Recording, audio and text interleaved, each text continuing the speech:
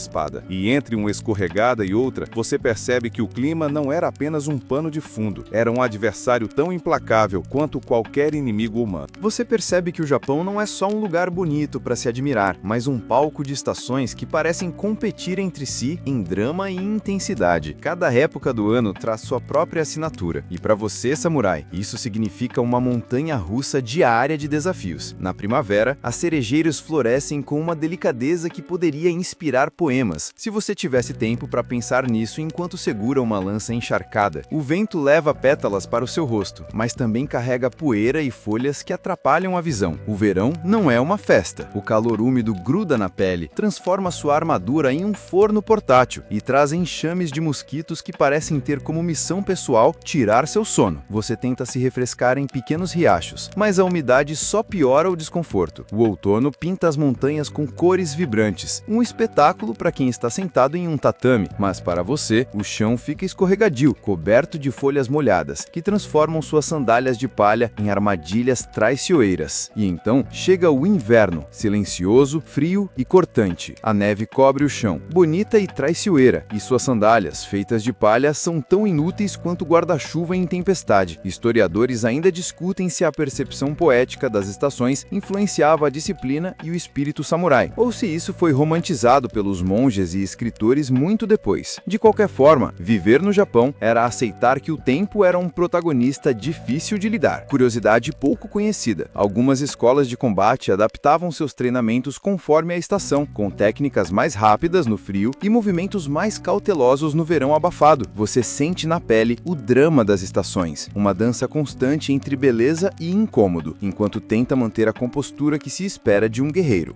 O verão japonês chega com uma umidade tão pesada que parece querer te abraçar, só que de um jeito bem sufocante. Você está vestido com sua armadura, que não foi feita para saunas, e sente o suor escorrendo em lugares onde nem sabia que poderia suar. O calor úmido não perdoa, sua pele fica pegajosa, o elmo parece um forno, e você começa a imaginar se algum samurai já tentou usar um ventilador só para sentir a brisa de verdade. Além disso, tem os mosquitos, não aqueles inofensivos, mas verdadeiros pequenos ninjas voadores que transformam sua noite em uma batalha perdida antes do amanhecer. Você tenta se proteger com mosquiteiros furados, que, claro, não funcionam, e acaba rindo da própria sorte. Historiadores ainda discutem se os samurais do interior do Japão tinham estratégias específicas para lidar com o calor e os insetos, ou se apenas engoliam a seco, literalmente. Curiosidade pouco conhecida. Em alguns registros, samurais mencionam usar folhas de plantas aromáticas para afastar mosquitos, uma espécie de repelente natural da época. Você tenta focar na missão, mas a combinação de calor, suor e picadas faz até o guerreiro mais disciplinado querer uma rede de proteção e um chá gelado. E mesmo assim, sob esse forno natural, eles continuavam firmes, porque abandonar a honra por causa do clima não era uma opção, mesmo que reclamassem entre dentes. O inverno japonês chega com uma calma traiçoeira, como se estivesse preparando você para um teste silencioso. O ar fica gelado, a paisagem muda para um branco sereno, mas a paz é apenas superficial, porque seus pés estão enfiados em sandálias de palha que não combinam nem um pouco com a neve. Você caminha por caminhos gelados, sentindo o frio morder a pele exposta, enquanto suas sandálias ficam encharcadas e rígidas, tornando cada passo um esforço desconfortável. Tentar manter o equilíbrio nesse cenário não é para qualquer um. A beleza da neve é inegável, mas quando você está vestindo seu hakama e sabe que cada camada de roupa está tentando protegê-lo do frio, é difícil apreciar as paisagens como um poeta. Historiadores ainda discutem se os samurais do norte do Japão desenvolveram técnicas específicas para enfrentar os invernos rigorosos ou se a disciplina e a resignação eram suas principais armas contra o frio. Curiosidade pouco conhecida. Alguns samurais usavam pequenos aquecedores portáteis feitos com brasas envoltas em cerâmica para se aquecer durante as noites frias, mas claro, isso era mais luxo do que regra. Você tenta focar no treinamento e na disciplina, mas não deixa de pensar que, se tivesse nascido em outro lugar, talvez o inverno não fosse uma luta constante contra a vontade de se encolher. Mesmo assim, o inverno não era desculpa para fraquejar, era mais um teste para a paciência e o autocontrole que o código do Bushido exigia, mesmo quando tudo que você queria era um cobertor quente. A katana é sua alma. Pelo menos é isso que dizem. Mas no meio da umidade japonesa, sua alma começa a enferrujar. Você acorda e sente o ar pesado, úmido, denso como um pano molhado sobre os ombros. O papel nas janelas parece querer desmanchar com a condensação. Você toca sua espada com delicadeza e sente que ela está pegajosa. A umidade não é um inimigo visível, mas é persistente. Ela invade cada canto do dojo, se infiltra nas bainhas, se esconde entre as placas da armadura. Nada escapa, nem sua paciência. Você tenta arejar a espada como aprendeu com seu mestre, apoiando-a em suportes de madeira ao lado de incenso queimando devagar, como se isso fosse resolver a umidade do clima. Ajuda? Um pouco, mas não o suficiente. Historiadores ainda discutem se o famoso cuidado quase cerimonial com as katanas era uma forma de preservar a arma ou uma tentativa desesperada de mantê-la viva num clima que parecia odiar ferro. Curiosidade pouco conhecida, existiam receitas específicas de óleo feitas com cravo, canela e óleo mineral usadas apenas para manter a katana brilhando, uma espécie de perfume funcional para lâminas. Você também pensa nos pergaminhos. Os manuscritos ficam ondulados, as pinturas borram. A umidade japonesa é democrática, corrói conhecimento e corta o fio da tradição se você bobear. E aí está você, sentado no tatame, polindo sua espada pela terceira vez no dia, murmurando baixinho algo que na verdade é só um desabafo. Será que o clima pode pegar mais leve? Mas é claro que não. Você é um samurai, e o clima, como todo bom oponente invisível, não tá nem aí para isso.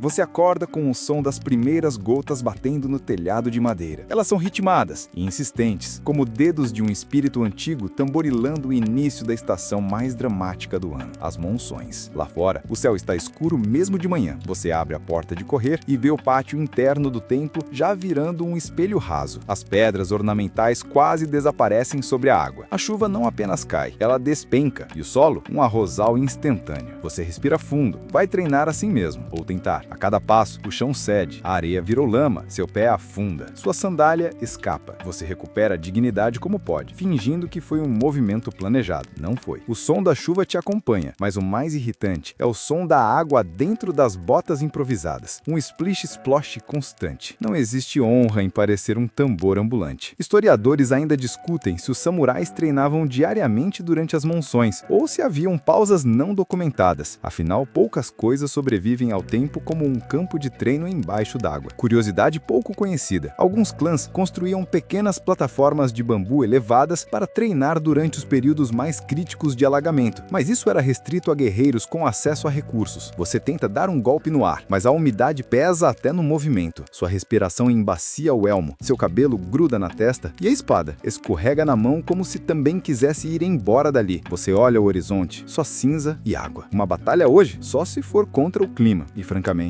ele está vencendo. Você se rende, volta para dentro, deixa a armadura no canto e escuta a água batendo firme no teto. Talvez hoje seja um bom dia para escrever um poema de reclamação, ou, como chamavam na época, um haikai.